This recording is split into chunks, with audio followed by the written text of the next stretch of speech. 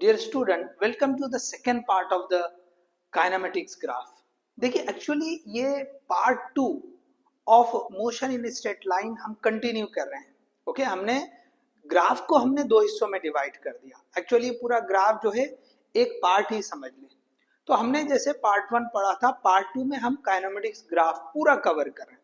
तो हमने ग्राफ को क्या किया, दो हिस्सों में डिवाइड कर दिया।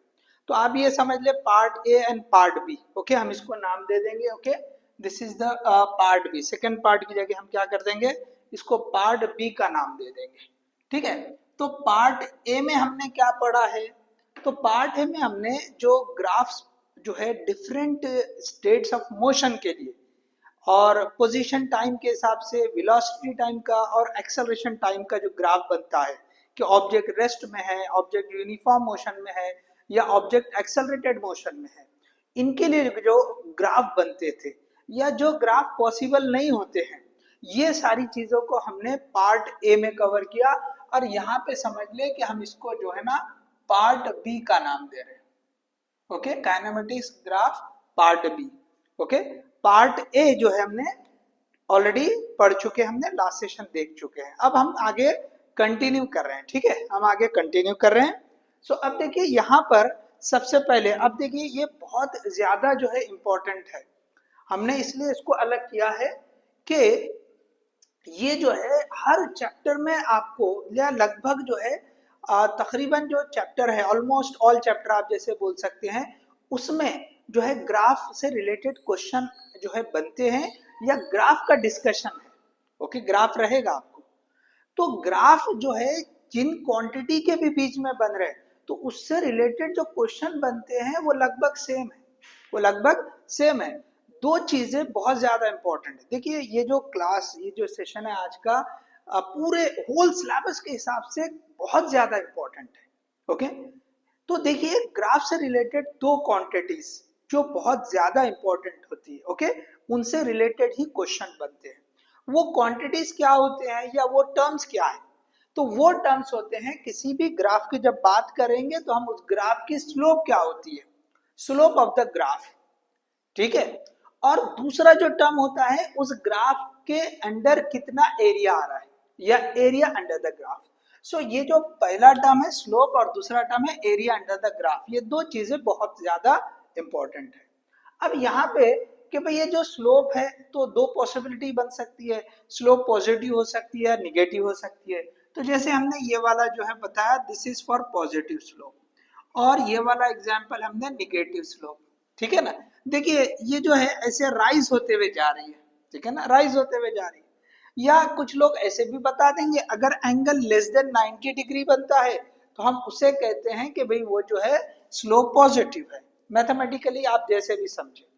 यहाँ पे देख लीजिए ऊपर राइज करते हुए जा रहे, पॉजिटिव स्लोप है। ये नीचे की तरफ स्लोप ढलान की तरह नजर आ रही है। ठीक है ना, तो इसको हम निगेटिव स्लोप कहते हैं। या अगर हम एंगल की बात करें, ओके यहाँ पे अगर मैं एंगल की बात करूं, सो दिस एंगल, ये वाला जो एंगल है, okay this is theta we are having, so it is not acute, ये 90 से बढ़ के होगा। ओके यहाँ पे मैं लिख देता हूं दिस इज ग्रेटर देन 90। तो आसानी के लिए आप याद रख ले, अगर जो स्लोप में एंगल 90 से बढ़ के हो रहा है, सो वहां पे ये जो स्लोप होती है वो निगेटिव होती है। ठीक है, बेसिक मैथमेटिक्स में जनरली हम पढ़ लेते हैं। And here theta is less than 90 degree, तो ये पॉजिटिव स्लोप के लिए। ठीक है, क्लियर हो गया। तो सबसे पहले पॉजिटिव और निगेटिव स्लोप। ठीक है, अब उसकी और ज्यादा डेप्थ में जाने की जरूरत नहीं है। ठीक है, चले अब इसकी जो डेफिनेशन ज्योमेट्री में आती है, जैसे स्कूल लेवल पे आप पढ़ते हो, तो आपने पढ़ा कि स्लोप जो होती है delta Y by delta X. Okay ये फॉर्मूला, या y2 minus y1 divide by x2 minus x1। मतलब y में कितना, y ये जो है इस डायरेक्शन में कितना चेंज हो रहा है डिवाइड बाय x की डायरेक्शन में कितना चेंज हो रहा है। तो यहाँ पे हम y2 y1 का भी टर्म यूज कर सकते हैं। जो इनिशियल पॉइंट होता है ये वाला, इसको हम जो है ना यहाँ पे हम बोलेंगे इसके कोऑर्डिनेट x1 y1 है, और ये एंडिंग पॉइंट, ओके यहाँ पे आप समझ लेंगे x2 y2 है, यहाँ पे x1 y1 और यहाँ पे x2 y2, तो उसके हिसाब से हम ऐसा भी लिख सकते हैं।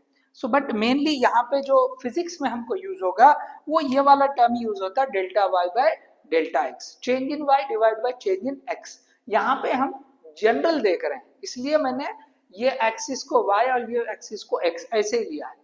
अब इन एक्सिस की जगह पर हम जो है ना कोई भी क्वांटिटीज जो है ना हम ले सकते हैं, जो भी हम पढ़ रहे हैं, जैसे position time x T graph.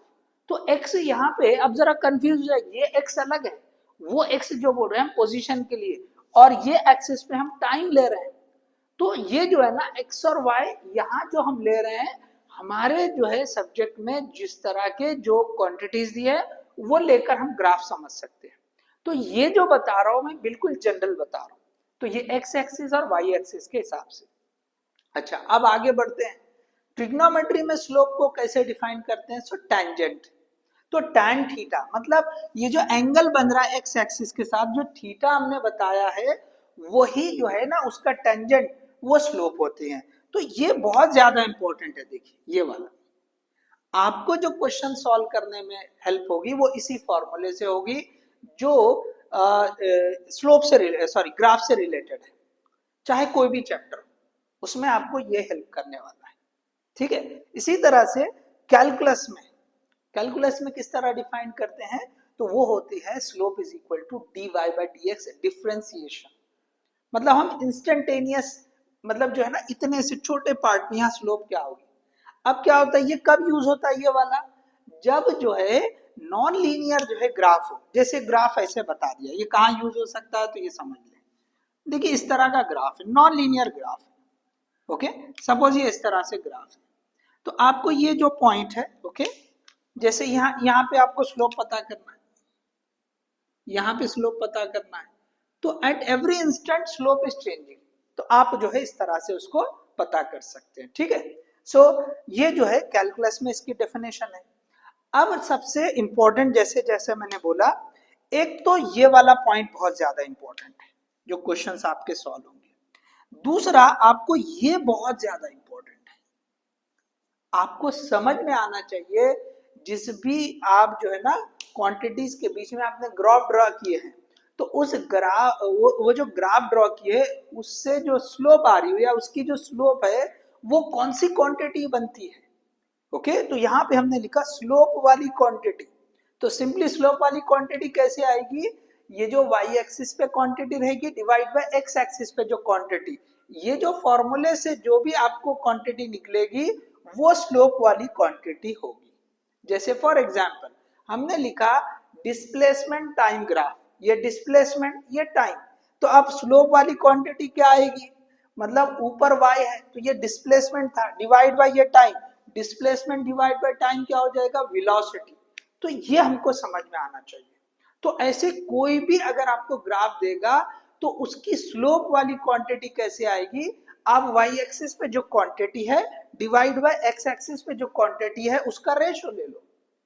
Okay, उसका रेशो ले लो और देखो, ओके, उसको रेशो लेके देखो कि कौन सी क्वांटिटी बनती है। जैसे displacement divide by time, so you will gate velocity, you will gate velocity.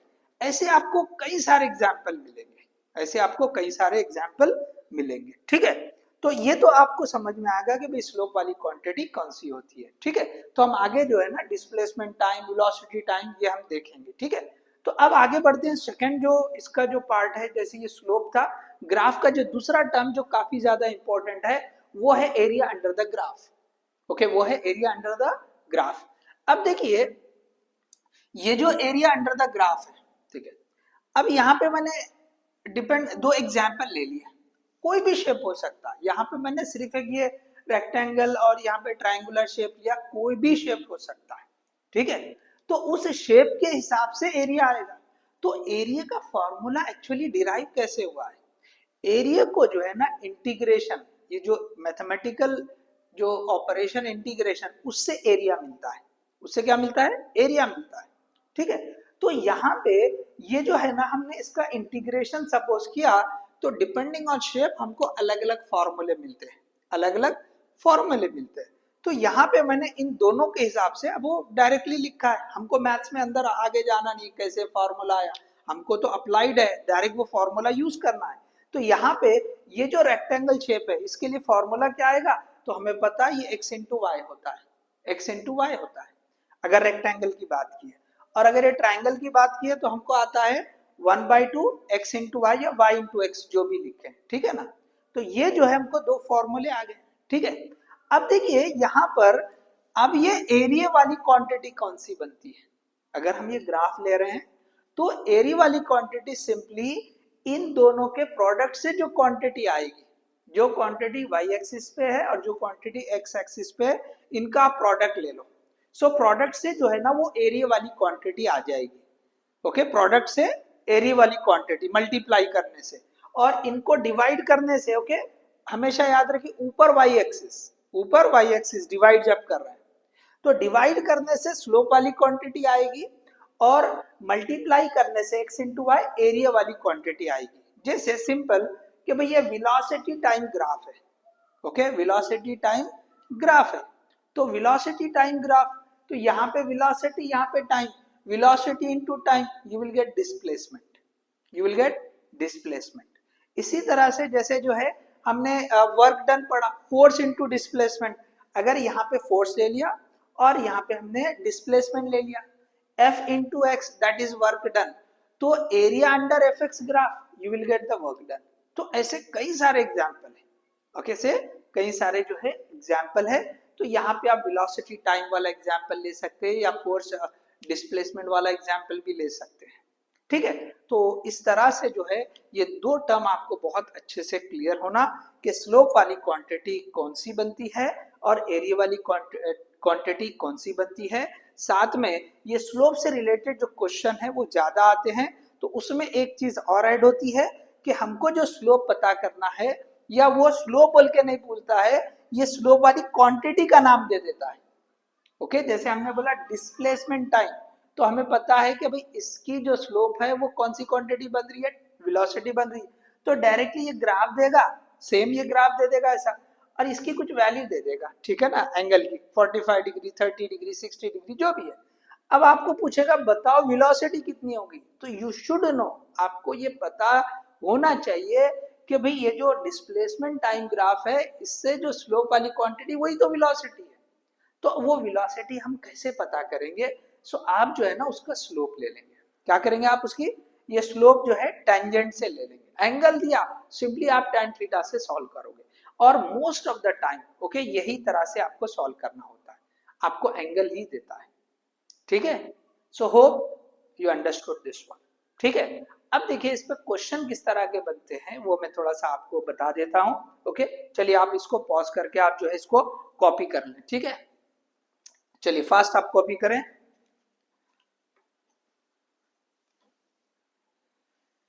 चलिए हो गया कॉपी। चलो अब जो है हम जो है यहाँ पे क्वेश्चंस करेंगे, दोनों के लिए बता देता हूँ। क्वेश्चन बोले तो जस्ट मैं आपको एक आइडिया दे देता हूँ किस तरह का क्वेश्चन बन सकते हैं, फिर हम जो है आगे इससे रिलेटेड जो भी प्रैक्टिस सेशन रहेगा उसमें एग्जाम्पल ले लेंगे, ठीक है। पॉसिबिलिटी क्वेश्चन की किस तरह बनती है ये हम समझ रहे हैं, हम यहाँ पे कंसेप्टिवली जो है ना ये चीजों को सीख रहे हैं, ठीक है। न्यूमेरिकल वाला सेशन अलग से ले लेंगे, ठीक है। पॉसिबिलिटी बता देता हूं मैं, चल यहाँ पे ये भी जो है ये रब कर देंगे। चलिए सो देखिए अभी जैसे मैंने बोला क्वेश्चन किस तरह बन सकता है, तो यहाँ पे देखिए दो पॉसिबिलिटी है। एक तो ये जैसे मैं एग्जाम्पल इसी चैप्टर के हिसाब से देता हूँ, पहला ये ले लें कि भाई यहाँ पे जो है ना ये डिस्टेंस या डिस्प्लेसमेंट कुछ भी हो सकता है, ठीक है, जो भी देगा। चलो मैंने लिखा डिस्प्लेसमेंट, तो डिस्प्लेसमेंट मतलब ये हो गया x, चलिए डिस्प्लेसमेंट, और ये है टाइम, ठीक है। तो हमने इसको लिख दिया ये t और इसको लिख दिया ये x, ठीक है। अब जो है ना एक क्वेश्चन ये रहेगा इस तरह से देकर कि भाई यहां पर एक ग्राफ ये ऐसा दे देगा, okay, let this is we are having the graph, और ये एंगल सपोज दे दिया 30 डिग्री, ये कितना देगा 30 डिग्री। अब यहाँ पे पूछेगा बताओ वेलोसिटी कितनी होगी, क्या पूछेगा वेलोसिटी कितनी होगी। तो अब देखो ये डिस्प्लेसमेंट टाइम ग्राफ है, तो ये आपको समझ में आना चाहिए कि भाई यहाँ पे जो है ना ये एंगल दिया, ओके। अब ये जो वेलोसिटी है इसकी जो है स्लोप होती है, तो स्लोप का formula, okay, displacement time graph की जो स्लोप होती है, तो यहाँ पे स्लोप मतलब velocity, okay. So here velocity जो है अब स्लोप के फॉर्मूले से लिखेंगे दैट इज tan थीटा, तो थीटा यहाँ 30 है, तो आप लिखेंगे tan 30, तो आंसर आ जाएगा 1/√3 मीटर पर सेकेंड। इस तरह से आ जाएगा। अब देखिए इसको इसी तरह और चेंज कर सकता है। जो एकदम स्टार्ट है क्वेश्चन, जब पहली बार ऐसे बना के पूछा तो ऐसा पूछ लिया। अब इसमें दूसरा क्या किया कि एक और जो है ना यहाँ पे ग्राफ दे दिया। चलो मैं दूसरे कलर से ड्रॉ करता हूँ। ओके, इसको उसने जो है ना ये ए बोल दिया और इसको उसने जो है ये बी बोल दिया। ओके, ये बी बोल दिया। अब देखिए यहाँ पे थोड़ा सा आपको घुमा सकता है कि ये जो है ना एंगल पूरा भी दे सकता है या सिर्फ इतना भी दे सकता है। So this is also suppose 30 degree. ये भी जो है सपोज 30 डिग्री है। थोड़ा सा ज्यादा आप ले सकते हैं, सॉरी यहाँ पे मैं थोड़ा सा ज्यादा बना देता हूँ। ठीक है, इस तरह से ये 30 डिग्री है सपोज। अब अगर उसने बोला कि वेलोसिटी ऑफ ए, ये तो सिर्फ इसके हिसाब से था। अब वेलोसिटी ऑफ ए और वेलोसिटी ऑफ बी, इसका रेशो पता करो। ओके, तो हम क्या करेंगे, velocity of A divide by velocity of B. तो सिंपली इसके हिसाब से लिखेंगे tan थीटा ए और दूसरा लिखेंगे tan थीटा बी। ये क्वेश्चन ही है, समझो ये क्वेश्चन की तरह ही है। ओके, एग्जैक्टली क्वेश्चन ही है। ओके, और ये एग्जाम में पूछे हुए भी है, कभी 30 दिया या 45 दिया, 60 दिया, जो भी है। अब मुझे बताओ ए के ये जो एंगल है कितना है ए का। चलो बी का आसान, चलो हमने कर दिया था तो लिख देता हूं मैं tan 30। मुझे बताओ ये ऊपर वाला कितना होगा, ये वाला ए का। तो ए का एंगल 30 नहीं है, हमेशा हम इसके साथ देखेंगे। सो एक्चुअली दिस एंगल 30 + 30 ये टोटल 60 डिग्री हो रहा है यहां से। ओके, ये जो पूरा एंगल है वो कितना है, वो 60 डिग्री हो रहा है। तो यहाँ पे हम लिखेंगे this is nothing but tan 60 degree. ये पूरा लेना पड़ेगा, याद रखो। ओके, ये ए से यहां तक। ओके, दिस विल बी, ये तो आपने ले लिया, ठीक है। तो ये आपको लेना पड़ेगा, this is the angle with A, so that is 30 + 30 60 degree. तो आप इसको वर्कआउट कर लो। सो यू विल गेट ये tan 30 हो जाएगा √3 divide by 1/√3, so that will get okay 3। ये 1/√3 है, डिनोमिनेटर में है, डिनोमिनेटर का डिनोमिनेटर न्यूमरेटर में आ जाएगा, आंसर विल बी 3। तो इस तरह से आप पता कर सकते हो। तो ये एग्जैक्टली मैंने क्वेश्चन ही बता दिया। अब देखिए यहाँ पे अब दूसरा, अब इसी को आप जो है ना एक क्वेश्चन ऐसा बन सकता है, यहाँ पे मैं बता देता हूं। देखिए इस चैप्टर के हिसाब से दो ग्राफ जो के क्वेश्चन पॉसिबल है। एक तो मैंने डिस्प्लेसमेंट टाइम बता दिया, दूसरा ये वेलोसिटी टाइम। यहाँ पे मैंने ले लिया वेलोसिटी और यहाँ पे ले लिया मैंने टाइम। अब अगर यहाँ पे ये ग्राफ ऐसा दे दे, ओके, यहाँ पे अगर ये ग्राफ दे दे, ये इस तरह से ये ग्राफ दे दिया, चलो ये हमने बता दिया, चलो इसको थोड़ा सा बीच में से ले लेंगे, चलो ठीक है, चलो ये हमने बता दिया दिस इज 45 डिग्री। ओके, अब यहाँ पे जो स्लोप होती है वो एक्सेलरेशन, वो खुद ही बोलेगा find the acceleration. Okay, find the acceleration for this graph. तो एक्सेलरेशन, ओके, तो यहाँ पे देखो velocity divide by time. Okay, quantity ऊपर देखो, change in velocity divide by change in time, ये एक्सेलरेशन का फॉर्मूला होता है। तो चेंज साथ में लिखने से क्वांटिटी नहीं बदलती है। चेंज इन वेलोसिटी मतलब वो ऊपर क्वांटिटी वेलोसिटी ही रहेगी। तो यहाँ पे जो एक्सेलरेशन होता है that is delta v by delta T. तो ऊपर वेलोसिटी नीचे टाइम, सो ये हमको एक्सेलरेशन देगा। तो ये तो स्लोप बन गया, ये क्या बन गया, दिस इज द स्लोप। तो आपको ये समझ में आना चाहिए स्लोप जो बनेगी ओके इस ग्राफ की, वो एक्सेलरेशन होता है। सो देयरफॉर आप यहाँ पे एक्सेलरेशन को लिखोगे tan 45। So a is equal to tan theta, तो यहाँ पे ये है tan 45 डिग्री। सो एक्सेलरेशन हो जाएगा आपका 1/√2 मीटर पर सेकेंड स्क्वायर। ये इस तरह से आ जाएगा। तो ऐसे आपको क्वेश्चन बनेंगे, आप इसको जो है वर्कआउट कर सकते हैं। चलिए अब यहाँ पे जो है नेक्स्ट इसके लिए बताता हूं मैं एरिया के हिसाब से भी। तो ये जो है हर चैप्टर में इस तरह के मिलेंगे, आप देख लो ग्राफ। ओके, जो भी है आप वर्कआउट कर सकते हैं। लॉज ऑफ मोशन में देख लीजिए, आपको जो है चेंज इन मोमेंटम और टाइम का ग्राफ है, या इम्पल्स वर्सेस टाइम का ग्राफ है। इसी तरह से नेक्स्ट चैप्टर में जाओगे आप work done laws of motion के बाद, तो मैंने बोला आपको फोर्स और डिस्प्लेसमेंट वर्क उनसे रिलेटेड ये ग्राफ बन जाएंगे। तो ऐसे जैसे जैसे जाओगे, इवन 12th में भी अगर देखेंगे रेफरेंस के तौर पे अगर मैं बोल दूं, तो जैसे आपने करंट इलेक्ट्रिसिटी है, तो वोल्टेज और करंट का ग्राफ, इसकी रेशियो, इसकी जो स्लोप होती है वो रेजिस्टेंस होती है। तो ऐसे कहीं पर भी ये यूज हो सकता है। ठीक है, चलो आगे बढ़ते हैं, ये इसको जो है समझ लेंगे। अब यही एग्जाम्पल ले लेंगे। ओके, अब यहाँ पे एग्जाम्पल क्या लेंगे हम, कि मैं यहाँ पे ले लेता हूँ, सपोज ये वेलोसिटी, सपोज ये है वेलोसिटी और ये है टाइम। Okay, velocity time. अब हम एरिया की बात कर रहे हैं, तो हम अब यहाँ position time, displacement time, displacement into time, कोई फिजिकल क्वांटिटी डिफाइंड नहीं है, तो इसका एरिया हम आपको नहीं पूछेगा। ठीक है ना, एरिया किसका पूछेगा, जो क्वांटिटी एक्चुअली डिफाइंड है। ओके, तो यहाँ पे वेलोसिटी टाइम ग्राफ, इसका एरिया पूछेगा। इस चैप्टर में ये एक ही ग्राफ बनेगा जिससे एरिया मिलेगा, so that you will gate velocity time. ठीक है, चलो, या एक्सेलरेशन टाइम भी बन सकता है। ठीक है, दो बन सकते हैं। तो मैं एक ग्राफ ये ले लेता हूं, एक आपको बताता हूं कि भाई एक्सेलरेशन, ये एक्सेलरेशन और ये टाइम, तो ये दो ग्राफ यहाँ पे पॉसिबल है इस चैप्टर में। तो देखो यहाँ पे velocity into time, velocity into time displacement हो जाता है, तो ये जो है डिस्प्लेसमेंट। ओके, यहाँ पे आपको ये डिस्प्लेसमेंट आ जाएगा। So displacement is equal to ये डिस्प्लेसमेंट, तो इससे इसका एरिया आ जाएगा। अब यहाँ पे ये दे देगा कि भाई ये 2 है और ये 5 है। ओके, वेलोसिटी 2 मीटर पर सेकंड है, तो यहाँ पे सिंपली आप ये 2 into 5, answer will be 10 meter, 10 meter ऐसे आ जाएगा। इसी तरह से अगर यहाँ एक्सेलरेशन की बात करें, सपोज ये उसने दे दिया है कि okay 1 metre per second square. Okay, ये मीटर पर सेकंड स्क्वायर में ही रहेगा, तो चलो मैं खाली न्यूमेरिक वैल्यू लिखता हूँ और इसको मैंने 3 लिख दिया। तो यहाँ पे अगर देखे एक्सेलरेशन इनटू टाइम, देख लो यहाँ से एक्सेलरेशन इनटू टाइम, ये आपको वेलोसिटी देगा, एक्चुअली चेंज इन वेलोसिटी देता है। ठीक है ना, तो यहाँ पे ये जो वेलोसिटी आएगी, ओके velocity that is equal to 1 into 3, sorry यहाँ पे ये area of rectangle, sorry area of triangle होगा, यहाँ पे मैं लिखता हूँ एरिया ऑफ ट्रायंगल।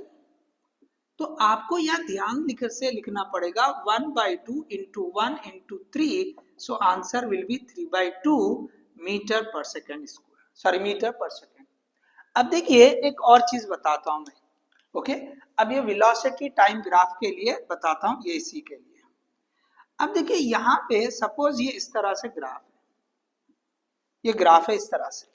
अब वेलोसिटी टाइम ग्राफ है, वेलोसिटी पॉजिटिव निगेटिव हो सकती है। ठीक है ना, तो अगर ग्राफ आपको ये इस तरह से दे रखा है, ठीक है, ये इस तरह से दे रखा है, ये मैंने इसको 2 ले लिया, इसको ये 3 ले लिया और इसको जो है मैंने वापस 2 ले लिया, और ये याद रखो ये भी जो है ना ये 3 है सपोज। ठीक है, ये 3 है। अब इस तरह का जो है ये वेलोसिटी टाइम ग्राफ दे रखा है, वेलोसिटी और ये जो है टाइम। अब देखिए यहाँ पे डिस्टेंस या डिस्प्लेसमेंट, ये दो भी पूछ सकता है।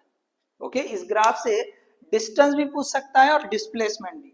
तो डिस्टेंस हमेशा पॉजिटिव रहता है, तो ये डिस्टेंस में ये दोनों का एरिया आ जाएगा। ओके, ये एरिया ऑफ, ये एरिया 1, ये एरिया 2, तो मैं यहाँ लिख देता हूँ एरिया 1 प्लस एरिया 2। आप इसको वर्कआउट कर लो, जो भी वैल्यू आएगी, ठीक है ना, आप वर्कआउट कर लेंगे, क्या हो जाएगा 2 3 ये 6 हो जाएगा। ठीक है, ये आप वर्कआउट कर लो। मैं यहाँ पे आपको डिस्प्लेसमेंट, तो डिस्प्लेसमेंट में क्या होता है कि भाई ऊपर वाला पॉजिटिव लेंगे और नीचे वाला निगेटिव लेंगे। ओके, यहाँ पे लिखता हूं मैं फॉर डिस्प्लेसमेंट, यहां लिखो for displacement. Okay, for displacement. Okay, तो यहां पे ये जो अबव द जीरो, ओके, तो यहाँ पे ये फॉर डिस्प्लेसमेंट, ये आप अच्छे से याद रखो, ये जो है निगेटिव रहेगा। ओके, और ये जो है फॉर डिस्प्लेसमेंट ये पॉजिटिव रहेगा। तो यहाँ पे A1 will be positive, A1 will be positive और A2 will be negative. Okay, A2 will be negative. Check कर लेते हैं हम ये लास्ट तक आ रहा है या नहीं आ रहा है। ओके, पूरा कवर हो रहा है क्या देख लेंगे। ओके, थोड़ा सा चलिए जो है ये हो रहा है, सो मैं थोड़ा टर्न करता हूं आपको दिखने के लिए। ठीक है, चलो अभी नजर आ जाएगा। ठीक है, चलिए, सो देखिए ये वाला, ओके, ऊपर वाला पॉजिटिव रहेगा डिस्प्लेसमेंट के लिए, नीचे वाला निगेटिव रहेगा। आप जो है उसको वर्कआउट कर लेंगे, क्योंकि डिस्प्लेसमेंट वेक्टर क्वांटिटी है तो आपको ऊपर वाला जो एरिया बनेगा वो पॉजिटिव, नीचे वाला निगेटिव। लेकिन डिस्टेंस के लिए दोनों भी आपको क्या कंसिडर करना है, पॉजिटिव ही लेना है और वर्कआउट कर लेना है। ठीक है, तो इस तरह से जो है ये क्वेश्चंस बन सकते हैं। तो आप जो है इससे रिलेटेड क्वेश्चन को वर्कआउट करो। जब हम न्यूमेरिकल वाला सेशन लाएंगे, प्रैक्टिस सेशन, तो उसमें जो है इससे रिलेटेड क्वेश्चंस को हम कवर करेंगे। तो ये था जो है सेकेंड पार्ट या part B of the kinematics graph. So ये बहुत ज्यादा इंपॉर्टेंट जो है पोर्शन था। मैंने जैसे बताया आपको, ऑलमोस्ट हर चैप्टर में जो ग्राफ्स आते हैं वो उनके लिए ये यूजफुल है। स्लोप और एरिया ये दोनों बहुत ज्यादा यूजफुल है। Okay, so hope you understood this one. Thank you.